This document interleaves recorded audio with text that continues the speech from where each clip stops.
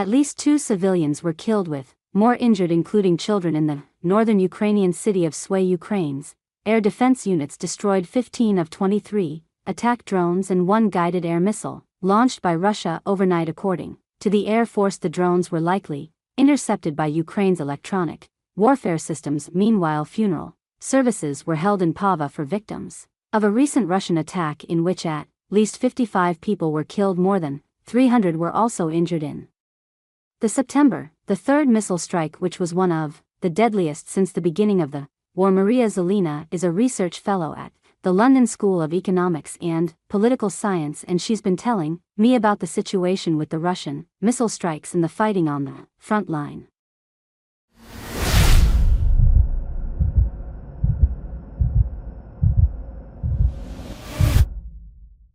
This week was generally a kind of a terrorizing Ukraine permanently every night, and what happened today is just one attack out of a number of them since the last weekend. Russia is doing this on purpose because their main idea is not just to have gains on the military battlefield, but basically to make the whole territory of Ukraine unlivable, uninhabitable space. And all my relatives and friends back in Ukraine, I'm Ukrainian as well, so it was one of the worst, one of the most terrorizing in terms of our psychological state weeks for a while already.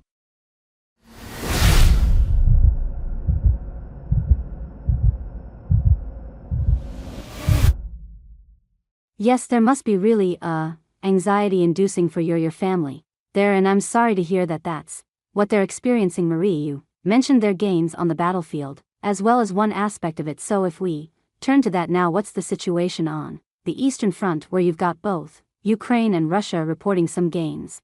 They're capturing and recapturing of territories.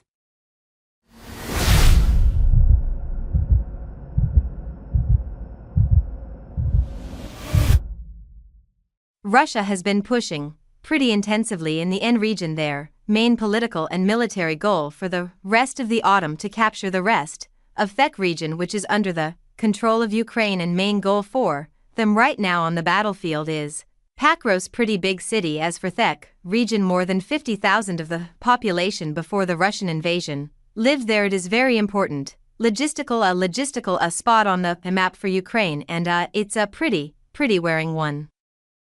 If Russia will be really occupying the city, or the battle like the battle for Bakhmut or previously will start for PK soon, exactly because the more Russia is advancing even incrementally in the NK region, the more they're closer to the very center of Ukraine, to Dnipro region, which is the only one, I would say, really industrial region functioning, one left under the government control of Ukraine, because the rest of heavy industry was on the territory which is occupied by Russia now. So this is what Russia is doing, and for this reason to capture the Den region entirely in the coming half of the year they have even almost given up on defending the KSK region, where Ukraine has organized the counter-offensive operation by capturing the part of KSK region on the Russian territory.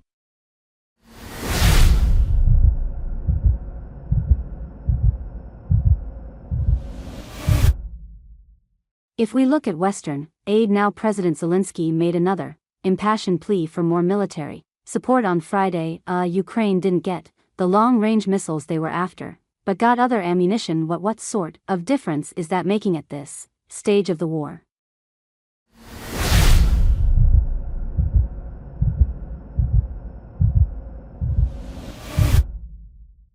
The main problem is not even the quantity, and even not the tempos of those military packages of support to Ukraine arriving to Ukraine, but basically the quality and the kind of the weapons coming. As of now, Ukraine is in huge need of longer range missile and permission to strike back, including in under Russian territory. The reason for that is very simple. So Ukraine needs to break Russian logistical of roads and network on the territory, which is both Ukrainian OCC occupied territory back in the hotland, to break all the logistical centers which Russia has developed there, like in the very south and on the border with between the NK region and Russian territory itself. And the second reason is to be able to strike back not with Ukraine-produced drones, which Ukraine has been doing so far, but with longer-range missiles provided by our Western partners to Russian military bases inside Russian territory to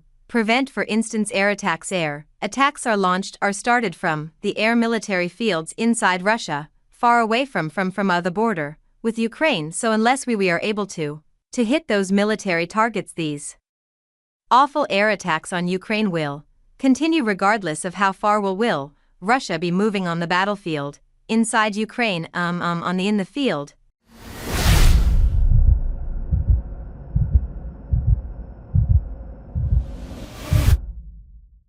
Thanks for watching this video.